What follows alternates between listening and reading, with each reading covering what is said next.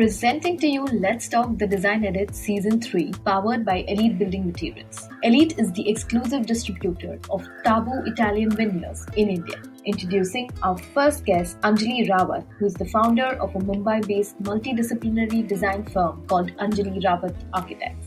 Being the principal architect, Ms. Rawat has worked on a varied canvas of projects and has some award-winning and well-published projects to her name. ARA has completed luxurious custom villas and luxury apartment interiors in the elite suburbs of Mumbai. Let's get to know more about Anjali. Let's talk. Hello and welcome to Let's Talk, the Design Edit.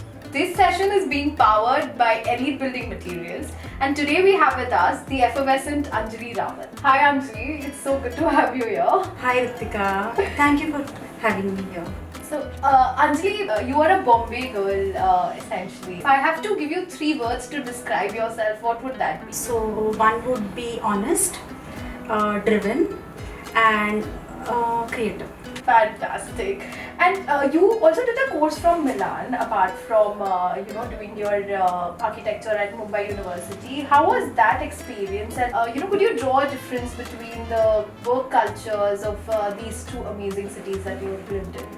So as you know, Milan is a lovely city, and honestly speaking, I was more focused on absorbing culture, lifestyle, fashion, design, and it was my first solo trip with strangers. Wow. So yeah, it was just filled with great experiences. Wow, this solo trip with strangers in the sense that Like I traveled from Mumbai alone, and then there were students from all over the world. Wow. Yeah. So it was all like a Yes, It was like a big 50 project. different students, and we didn't know each other. Amazing. Yeah. That sounds like a very good Yes, experience. it was. And so, through your travels, what is that one place that you always wanted to visit? A place that I have never visited before, Japan. And now you want to Yes. visit Japan.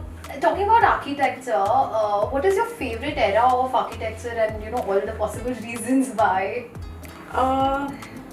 Honestly, I think mid-century. Right. So these days you see mid-century designs, furniture and style all over, especially on Yes. Instagram. But it's for a reason. It has been a very significant moment. Right. And I think it was one of the most important phase of modern design and architecture. A part of our job is being creative all the time and being inspired, because we're in the middle of all these things. But there are days when I cannot be creative, and I'm sure a lot of us go through creative blocks. So how do you deal with those? Honestly speaking, I don't have any such problem like creative block, but Right. there are other issues that I would like to talk about. As you Yeah. mentioned this, there are certain parts of your work which you usually don't enjoy, and it's always there in all the fields. Right. So when clients keep on making changes again and again, when something they have approved in advance, and they go to their relative's wedding, and they come back with very something, and they come back and say something very silly that at my XYZ relative's house I've seen XYZ thing in their house or at their wedding.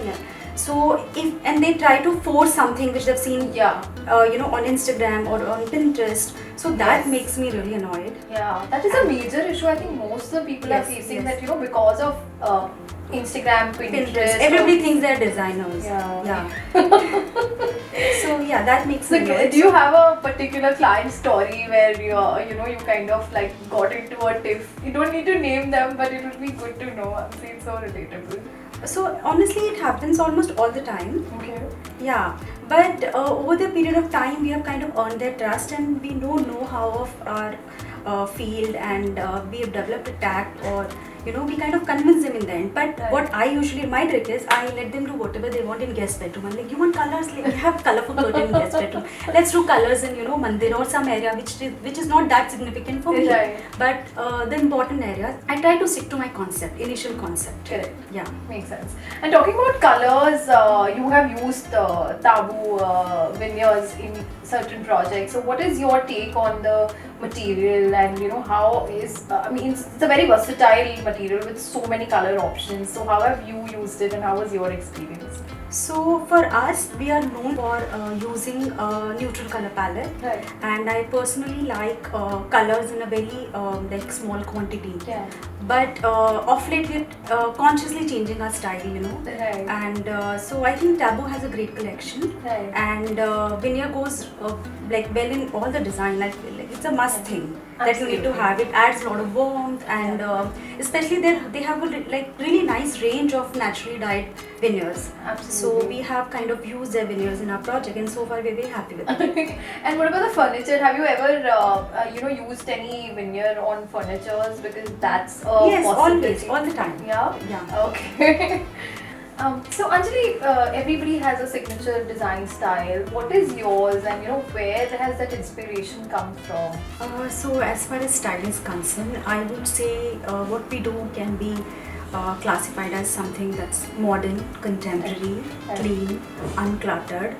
And Ritika, if you would have asked me this question a couple of years back, I would have said design is all about materials, it's about technicalities, Yeah. functionality. Yeah. But the kind of maturity that I've attained now, I would say it's more about feeling, it's more about Right. emotions and vibes. Right. So, if you had to break down one of the projects, what is your design process, and how do you go about designing spaces? Okay, so we first start with the layout. Right. We put clients' requirements in place, we note it down, and sometimes we help them build their requirement. Most of the Right. client, those who come to us, have a very vague idea about things, and they want sometime certain things from certain project that they've recently seen. Right. So we don't we try to understand their requirement, but we don't copy. So we all try to look for inspiration in and around us, and in different people. So who or what has been your biggest inspiration through your journey? So there are so many designers and architects, Right. whose work we refer and we always go back to for inspiration. Correct. But if I have to take one name, it will be Álvaro Siza, Portuguese architect. Yeah.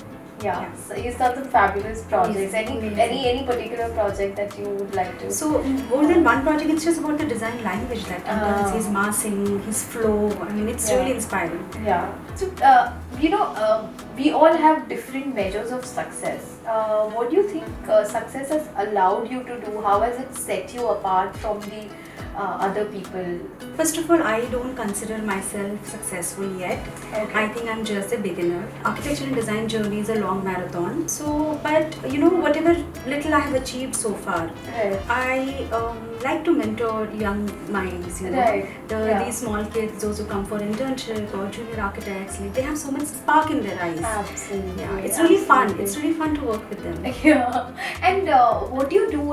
All of us at some point have those days where we don't feel motivated, and especially we are all reeling from the effects of a pandemic. So what do you do on days like these? Honestly, as a person, I'm very self-motivated. Okay. So rarely there are days when I feel a little low or something, but it Yeah. happens. It happens with everyone. Yeah. So my husband, he always says, don't get affected by something that you can't change. Right. That's such Yeah. a valid point. Yes, That's yes. such a valid point. So I always try to focus on what I can improve or what I can work on, and eventually your mind kind of gets diverted. Right.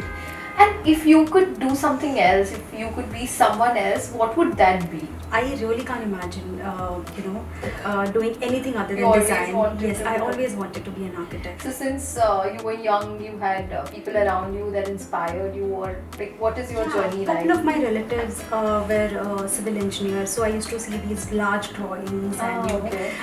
blueprints that they used to call it, sitting on a drawing board and stuff like that. And all this construction industry also, Right. the whole process of creating an entire building from scratch Right. has always fascinated me.